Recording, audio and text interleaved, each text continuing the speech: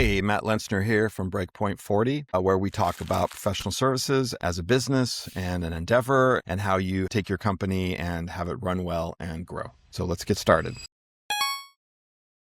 Previous video that I did, I really teased diseconomies of scale. We talked about car companies and how little car companies make very expensive cars and big companies make cheaper cars, and how with professional services, it's the opposite. And today I want to talk about partnerships. And partnerships are kind of like a cause of the diseconomies of scale and kind of like a mitigation of it also. So a partner structure is super old school. I mean, that's kind of how things were done like in the 20th century, and I'm old enough to remember those days. I think there's a lot of variations on this, but basically you have a partner and then they have their own staff and they do their own thing. They're like a little business unit. They do sales and grow a business for their little unit, and then they all live together in this company. You can see right away how there's going to be a lot of inefficiencies there. And it's more like a coral. You have a bunch of little polyps all living together in one big coral, but they don't really interact with each other that much.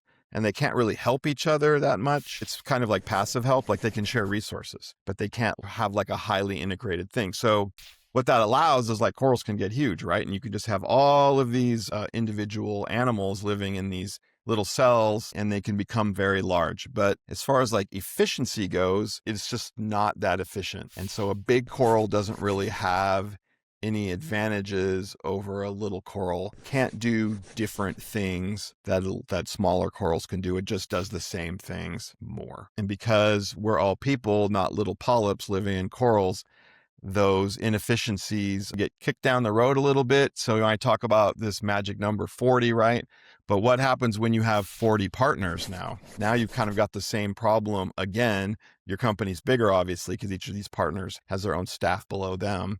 And so because you've sort of isolated those little units, they don't have that scaling problem, but then the whole company is going to have that scaling problem again, and then you have to keep breaking it up. I haven't personally worked at one of these large consulting firms, but I do know lots of people who have, and I hear all sorts of stories like partners who they kind of work together, but they also compete and they have territory or they have their own clients and everything. And so you can kind of see how not necessarily everybody is pulling in the same direction. There's just a lot of impetus for each partner to be, I guess, selfish. That's an effect of the structure. The other common problem I hear is the ability to make a decision becomes very difficult, because you have all these partners with maybe different goals and everything who maybe aren't super aligned. Now they all have to get together and make a decision together. It becomes this sort of big ship that's hard to turn, right? It's not an agile company. What I see happening in the future is that the pace of change in society and in business and everything just keeps accelerating. And then what that does is favors the agile companies over the ones that aren't agile, that maybe are big and can defend a lot of territory, but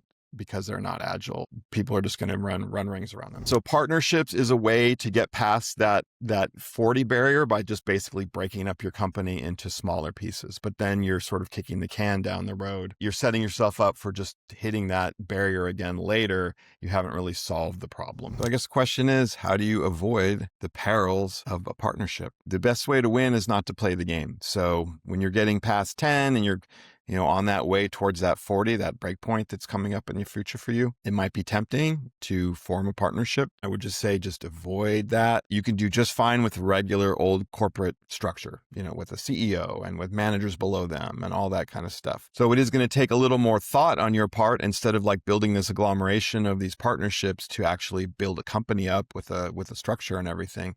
But that's really what this whole channel is about, is let's talk about that and how we do that. If you are in a partnership already, I would probably say stop adding partners. Just go with what you got and grow each of those partner subunits bigger. And then maybe as they grow, then you can start working towards a regular corporate hierarchy kind of structure, where there is one person at the top who's the main decision maker, and there's a board, and then you have, a management team, etc. That's just a way better way to go. It's going to be scalable, and that will take you to as far as you need to go. Hopefully that's all helpful for everybody, and I'll see you next time. Bye. This podcast was brought to you by Bizinta. Bizinta is an all-in-one cloud platform for professional service firms that combines time tracking, scheduling, invoicing, project management, and real-time reporting to help teams run operations more efficiently and improve profitability. For more information, click the link below.